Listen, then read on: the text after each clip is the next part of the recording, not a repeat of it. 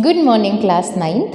So, students, we are on chapter number 5, working of institutions, and in the last class, in the previous class, we have done the introductory part of last topic, which is the judiciary. We have done what are the disputes which has been solved by a judiciary. 4 points we have seen. Now, we will move forward to our last paragraph of page number 91, जिसमें हम लोग ये देखेंगे आगे के जो points है वही देखेंगे. चलिए, सो इंडिपेंडेंस ऑफ जुडिशरी मीन्स, अब हमने ये बात कर ली कि जुडिशरी क्या क्या कर सकती है, बट वो तभी करेगी जब वो इंडिपेंडेंट होगी, जब उस पर किसी का प्रेशर होगा, किसी तरीके का दबाव होगा, तो वो कुछ भी नहीं कर सकती है. So independence of judiciary means that it is not under the control of legislature और एग्जीक्यूटिव. इंडिपेंडेंट होनी चाहिए, उस पर ना तो लेजिस्लेचर मतलब जो कानून बना रहे हैं, जो इम्प्लीमेंट करवा रहे हैं, उन सभी का किसी भी तरीके का दबाव ना हो, तभी जुडिशरी अच्छे से काम कर सकती है, इंडिपेंडेंटली काम कर सकती है. जब उसका कंट्रोल उस पर किसी का भी कंट्रोल ना तो लेजिस्लेचर का ना ही एग्जीक्यूटिव का हो. The judges do not act on the direction of the government or according to the wishes of the party in power. Legislature और एग्जीक्यूटिव से हम लोग इसको डिस्क्राइब करेंगे कि अगर गवर्नमेंट कोई डायरेक्ट मतलब गवर्नमेंट डिस्प्यूट्स हम लोगों ने देखा था, तो लोगों गवर्नमेंट में भी डिस्प्यूट्स होता है, तो लोगों ने दाखिल कर दिया. एक केस चल रहा है सुप्रीम कोर्ट में, जिसमें people of our country and government के बीच में केस चल रहा है. अब गवर्नमेंट हो सकता है जजेस पे दबाव बना दे कि आप हमारे बिहाफ में डिसीजन लें, तो कोई भी गवर्नमेंट या फिर कोई भी पार्टी ऐसा कुछ भी नहीं कर सकते जिसकी वजह से जजेस पे प्रेशर आए. अगर प्रेशर आता है तो वो इंडिपेंडेंट जुडिशरी नहीं होगी. तो जुडिशरी का किसी भी तरीके से लेजिस्लेचर, एग्जीक्यूटिव या किसी भी टाइप की गवर्नमेंट, पॉलिटिकल पार्टी, कोई भी उस पर दबाव नहीं बना सकता. वो इंडिपेंडेंट है. वो एक तरीके से दोनों पक्ष की जो बातें हैं उनको ध्यान में रख के ही फैसला लेती है. That is why all modern democracies have courts that are independent of the legislature and executive. So India has achieved this. India में भी इस तरीके की ही सिस्टम चल रहा है. फ्रीडम है, इंडिपेंडेंट है हमारी जुडिशरी, किसी के अंडर प्रेशर में आके काम नहीं करती है. द जजेस of the supreme court and the high court are appointed. अब देखिए, जुडिशरी की बात तो हम लोगों ने कर ली. अब कोर्ट की भी बात पिछली क्लास में देख ली हम लोगों ने. District court, high court, supreme court. अब इन सुप्रीम कोर्ट में ठीक है इंडिपेंडेंस है, बट इंडिपेंडेंस के साथ साथ डिसीजन लेगा कौन, डिसीजन सुनाएगा कौन? डिसीजन सुनाने का काम है जजेस. अब उन जजेस को कौन अपॉइंट करता है? सो जजेस ऑफ द सुप्रीम कोर्ट, मैंने एससी लिख दिया है शॉर्ट फॉर्म में. सुप्रीम कोर्ट और हाई कोर्ट को इनके जजेस को कौन अपॉइंट करते हैं? वो अपॉइंट करते हैं प्रेसिडेंट. प्रेसिडेंट किनके साथ मिलकर अपॉइंट करते हैं? Advice of PM, prime minister की सलाह से प्रेसिडेंट सुप्रीम कोर्ट ऑफ जज एंड हाई कोर्ट के जो जज हैं. हम लोगों ने पावर्स ऑफ प्रेसिडेंट में ये सारी चीज़ें देखी थी कि प्रेसिडेंट किन किन को अपॉइंट करते हैं, तो उनमें इनके भी नाम थे. So advice of PM and consultation with CJI. मैंने यहाँ सीजेआई अगर किसी ने लास्ट ऑनलाइन क्लास ली होगी तो लास्ट से लास्ट जो हम लोगों ने सैटरडे को ली थी वो कनेक्ट करेंगे कि सीजेआई हमने यहाँ पर क्यों लिखा है. Chief justice of India. So chief justice of India, PM and president मिल के सुप्रीम कोर्ट और हाई कोर्ट के जजेस को अपॉइंट करते हैं. In practice, it now means that senior judges of the Supreme Court select the new judges of the Supreme Court and the High Court. तो ये जो CJI हैं एक तरीके से बहुत ज़्यादा सुप्रीमेसी रखते हैं. इतने साल का एक्सपीरियंस होता है, यूँ ही तो किसी को CJI नहीं बनाया जाता है. तो यहाँ बात की जा रही है कि हम यहाँ पर सीनियर जजेस की भी एक तरीके से इंटरफेरेंस देखते हैं. यही लोग खुद के ही लोगों को चुनते हैं. सुप्रीम कोर्ट के जो सीनियर जजेस हैं वो ही किनको चुन रहे हैं? सुप्रीम कोर्ट के जजेस और हाई कोर्ट के जजेस को. So this is very little scope for interference by political executive. So अब यहाँ पर हमने किसको देखा? Consultation of CJI, chief justice का देखा.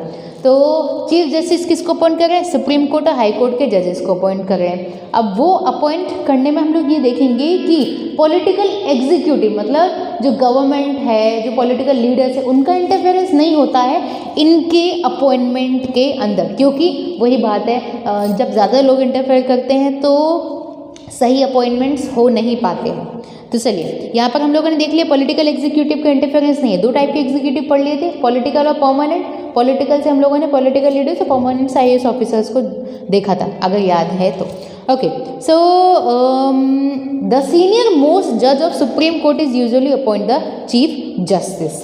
अब सुप्रीम कोर्ट के भी बहुत सारे जज हैं, अगर CGI को अपॉइंट करना है तो सारे के सारे जज मिलकर सीनियर मोस्ट जो जजेस हैं वो मिलकर CGI को भी अपॉइंट कर रहे हैं, चीफ जस्टिस को अपॉइंट कर रहे हैं। एंड चीफ जस्टिस PM और प्रेसिडेंट की सलाह से सुप्रीम कोर्ट के और हाई कोर्ट के जजेस को अपॉइंट किया जाता है। तो सभी लोग मिल बांट के अपॉइंटमेंट कर रहे हैं।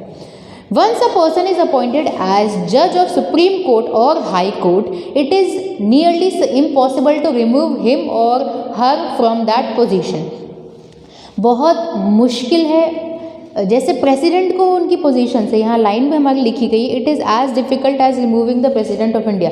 जिस तरीके से प्रेसिडेंट के इंडिया को प्रेसिडेंट जो हैं इंडिया के, उनको उनकी पोजीशन से हटाना बहुत मुश्किल है, उसी तरीके से सुप्रीम कोर्ट के जजेस और हाई कोर्ट के जजेस को भी उनकी पोजीशन से हटाना बहुत मुश्किल है। अ जज कैन बी रिमूव्ड, अब उन्हें हटाया कैसे? ऐसा नहीं है कि बिल्कुल भी नहीं हटा सकते हो, मुश्किल बोला है, नामुमकिन तो नहीं बोला।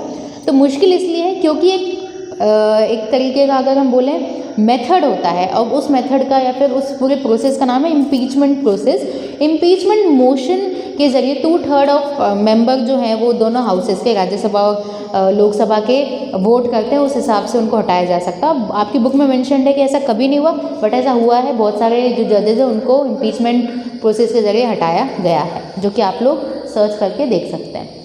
Now, the judiciary in India is also one of the most powerful in the world. हमारी जुडिशरी सबसे ज़्यादा पावरफुल है, बेस्टेस्ट तो नहीं बट बेस्ट डेमोक्रेसीज में से एक हैं।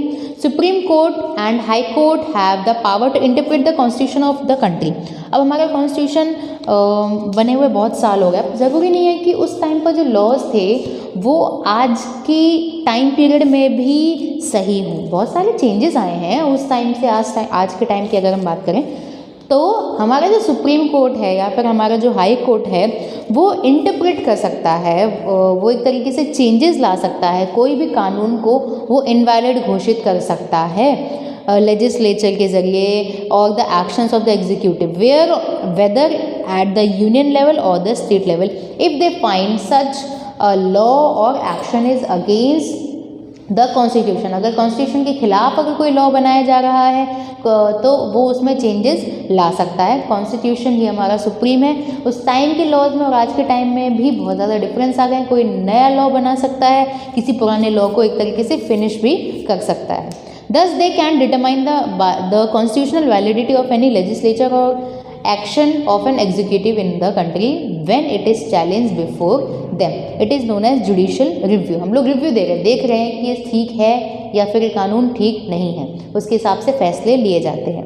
The Supreme Court of India has also ruled that the core or basic principle of the constitution cannot be changed by the parliament. Okay. Now, the power and the independence of the Indian judiciary allows it to act as a guardian of the fundamental rights.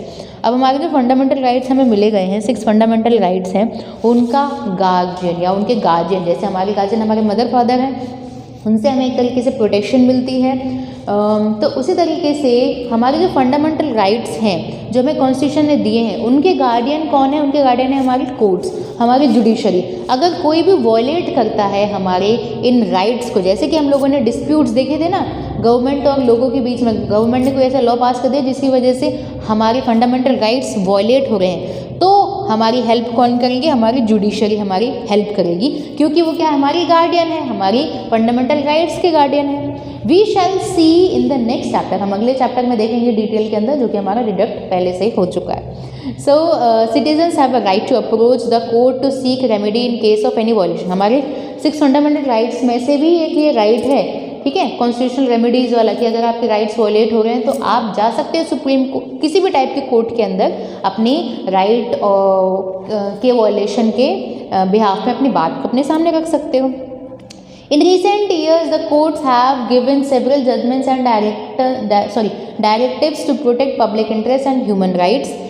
Anyone can approach the court if public interest is hurt by actions of government. This is called public interest litigation. So PIL बहुत बार देखते हैं, इसने PIL दाखिल कर दी, इसने PIL दाखिल कर दी, ठीक है। PIL का फुल फॉर्म क्या है? Public interest litigation. अब इसका मतलब है कि पब्लिक इंटरेस्ट में अगर कोई बात हो रही है, जैसे आपके घर के आगे कचरा फैला हुआ है, या फिर एटमॉस्फेयर या फिर जो एयर है वो पॉल्यूट हो गई है, वाटर पॉल्यूट हो गया है, तो आप उसके बिहाफ में अपनी बात कोर्ट तक लेके जा सकते हो, PIL दाखिल कर सकते हो। गवर्नमेंट हमारी बात नहीं सुन रही है, या ये काम नहीं हो रहा है, गवर्नमेंट को इन चीज़ों पे, पब्लिक इंटरेस्ट की इन चीज़ों पे ध्यान देना चाहिए। तो ऐसा हमें कई बार देखने को मिलता है ना पेपर में कि हाई कोर्ट ने गवर्नमेंट की फटकार लगाई है इस बात पे या उस बात पे। तो पब्लिक इंटरेस्ट में जो चीज़ें गवर्नमेंट नहीं कर रही है, हम उसके बिहाफ में PIL दाखिल कर सकते हैं। सो इसे हम क्या बोलेंगे? Public interest litigation. इसका मतलब है पब्लिक इंटरेस्ट या ह्यूमन राइट्स के बिहाफ में हम लोग कोर्ट्स को अप्रोच कर सकते हैं अपनी बात को सामने रखने के लिए। अगर गवर्नमेंट उनके बिहाफ में काम नहीं कर रही है तो सुप्रीम कोर्ट या हाई कोर्ट उन्हें कहेगी वो काम करने के लिए। The courts intervene to prevent the misuse of government's power to make decision। Government अगर कोई गलत काम कर रही है तो उसको या उसके कामों को रोकना, हमारे राइट्स की प्रिवेंशन करना किसका काम है? जुडिशरी का काम है। They check malpractices on the part of public officials. अगर पब्लिक ऑफिशियल्स भी अपना काम नहीं करते हैं तो भी उनको एक तरीके से डांट फटकार का काम, जैसे हम न्यूज़पेपर में देखें ना, इतने सालों से घूस खाई है इन्होंने फिर भी उनको पनिशमेंट नहीं मिल रही, तो हम जा सकते हैं कोर्ट के अंदर कि क्यों नहीं इन्हें पनिशमेंट मिल रही है, पब्लिक ऑफिशियल्स को पनिशमेंट नहीं मिल रही है। ऐसे बहुत सारे एग्जाम्पल्स देखने को मिलते हैं। तो that is why the judiciary enjoys a high level of confidence among people. इस वजह से हम लोग ये कह सकते हैं कि जुडिशरी का आज भी लोगों में विश्वास है, लोग विश्वास करते हैं हमारी जुडिशरी के अंदर। ऐसी लाइन आज भी मारी जाती है, हम आपको कोर्ट में देख लेंगे। कोर्ट में देखने का मतलब है कि आपका कोर्ट में न्याय होकर ही रहेगा। मुझे कानून व्यवस्था में अभी भी विश्वास है कि देर से ही न्याय भले ही मिले पर न्याय ज़रूर मिलकर रहेगा। तो ये एक फिल्मी लाइन हो जाती है। जुडिशरी टॉपिक के अंदर हम लोगों ने पिछली क्लास में उसके डिस्प्यूट्स देख लिए थे कि किस तरीके के डिस्प्यूट जुडिशरी के अंदर सॉर्ट आउट होते हैं। उसके बाद हम लोगों ने इंडिपेंडेंस देख ली थी कि इंडिपेंडेंट है हमारी जुडिशरी, किसी तरीके का किसी गवर्नमेंट, किसी पॉलिटिकल पार्टी, लेजिस्लेचर, एग्जीक्यूटिव, किसी का भी प्रेशर नहीं है जुडिशरी के अंदर। इंडिपेंडेंटली एंड फेयरली वो डिसीजंस लेती है। एंड सुप्रीम कोर्ट और हाई कोर्ट के जजेस को प्रेसिडेंट PM की एडवाइस पे और कंसल्टेशन ऑफ CJI इनकी कंसल्टेशन से सुप्रीम कोर्ट और हाई कोर्ट के जजेस अपॉइंट होते हैं। इन्हें हटाना मुश्किल है पर नामुमकिन नहीं है। इम्पीचमेंट मेथड या इम्पीचमेंट प्रोसेस के जरिए इन्हें हटाया जा सकता है और हटाया भी गया है। PIL हम लोगों ने देख ली है। हम लोगों ने ये देख लिया कि अभी भी लोगों का विश्वास है, हमारी मतलब कॉन्फिडेंस है एक तरीके से लोगों का जुडिशियल सिस्टम पर। I hope you all have understood this chapter and this topic very well. So what you have to do, जो भी इम्पोर्टेंट चीज़ें आपको बताई जा रही है उसको मेमोराइज करें। रटना हमारा मकसद नहीं होना चाहिए, समझना है। जैसे CJI लिख दिया है, क्यों CJI लिखा है पता होना चाहिए। चीफ जस्टिस ऑफ इंडिया, आपको ये करना चाहिए who is a chief justice of India. Question answers में भी आपको प्रोवाइड कराया गया है, short form, full form, previous classes में भी आपको बताया गया था चीफ जस्टिस कौन थे। तो जो भी बेसिक क्वेश्चंस बनते हैं उनको देखें, खोजें, नहीं आता है तो पूछें। So that's it for today's class. In the next class we will start a new chapter. So thank you.